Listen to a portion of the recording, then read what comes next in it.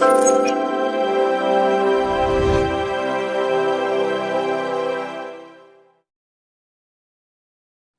ఈరోజు ప్రజల ముందరకు నేను రావడం ఏమంటే, రాష్ట్రంలో 3 కొత్త జిల్లాలు ఏర్పాటు చేసేదానికి గెజిట్ నోటిఫికేషన్ ఇవ్వడం జరిగింది.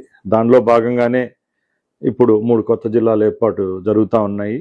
ముఖ్యంగా మన రాయచోటి నియోజకవర్గ ప్రజల్లో అన్నమయ్య జిల్లా నుంచి మదనపల్లి జిల్లా ఏర్పాటు అయినప్పుడు రాయచోటి ఏదైతే ఈరోజు అన్నమయ్య జిల్లా కేంద్రంగా ఉందో దాన్ని మారుస్తారనే ఊహాగానాలకు ఎక్కడా చోటు ఇవ్వకుండా ఈరోజు రాయచోటిని అన్నమయ్య జిల్లా కేంద్రంగానే ఉంచే విధంగా గెజిట్ నోటిఫికేషన్ ఇవ్వడం జరిగింది.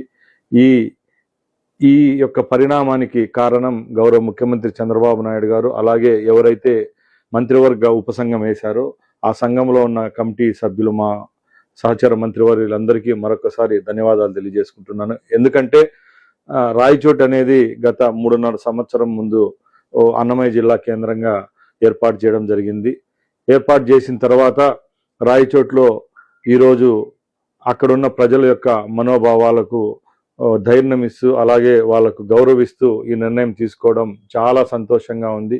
ఎప్పటికీ ఈ రాయచోటి నియోజకవర్గ ప్రజలు ఈ ప్రభుత్వం, అలాగే చంద్రబాబు నాయుడు గారు, మా యువ నాయకుడు లోకేష్ బాబు గారు మా మీద పెట్టిన నమ్మకాన్ని ఒమ్ము చేయకుండా ఆ బాధ్యతను మేము నిలుపుకుంటామని అందరి తరపున నేను మీ ముందర తెలియజేసుకుంటున్నాను. ముఖ్యంగా ఈరోజు రాయచోటి జిల్లా కేంద్రంగా ఉండడం ఎంత ఆవశ్యకత ఉందో మీ అందరికీ తెలుసు. ఇప్పుడు రాయచోటిలో ఈ ప్రభుత్వం ఏర్పాటైన తర్వాత ఎన్నో అభివృద్ధి కార్యక్రమాలు జరుగుతూ ఉన్నాయి. ముఖ్యంగా ఈరోజు రాయచోటి చుట్టుపక్కల ఉన్న 6 మండలాలకు గౌరవ ముఖ్యమంత్రి చంద్రబాబు నాయుడు గారు వెలుగిల్లు వాటర్ తీసుకొని వచ్చేదానికి జల్ జీవన్ మిషన్ కింద శాంక్షన్ చేయడం జరిగింది. అలాగే రాయచోటి మున్సిపాలిటీ పరిధిలో నీటి సౌకర్యం ఇంకా పెంచేదానికి టౌన్ పెరుగుతూ ఉంది కాబట్టి దానికి కూడా వెలుగిల్లు సెకండ్ పైప్ లైన్ కూడా తీసుకొని వచ్చేదానికి చర్యలు తీసుకుంటున్నాం.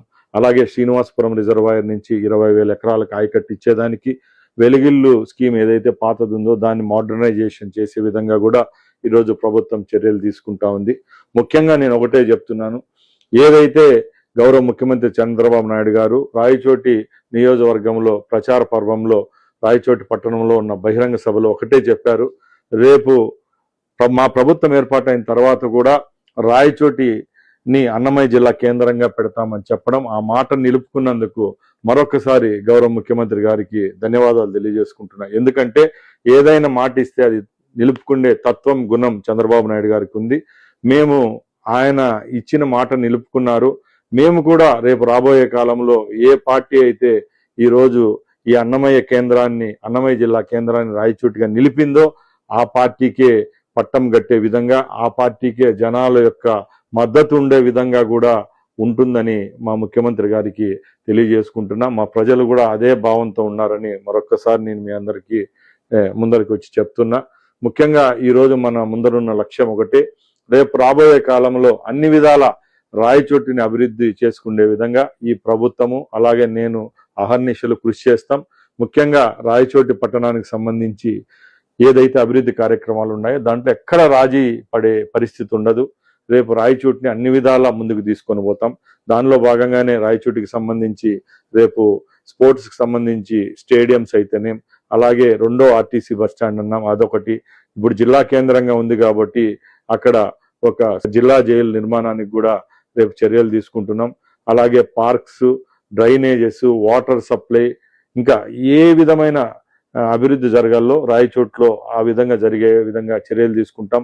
మొన్నే ఏపీఐసికి సంబంధించిన ఇండస్ట్రియల్ పార్క్ విషయంలో కూడా మొన్న శంకుస్థాపన చేయడం జరిగింది. దానిలో ఎంఎస్ఎంఈ ఏదైతే పార్క్ ఉంటుందో దాంట్లో చిన్న చిన్న ఎంటర్ప్రైనర్స్ కూడా చిన్న పెట్టుబడులతో ఇక్కడ సంస్థలు స్థాపించేదానికి కూడా అవకాశాలు ఉంటాయి కాబట్టి అలాంటి వారిని కూడా ప్రోత్సహిస్తామని ప్రభుత్వం ద్వారా చెప్తున్నా.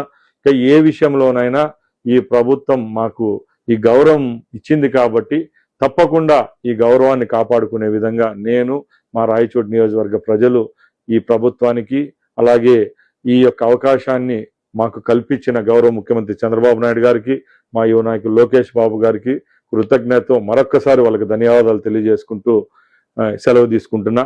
జై హింద్, జై తెలుగుదేశం, జై చంద్రబాబు.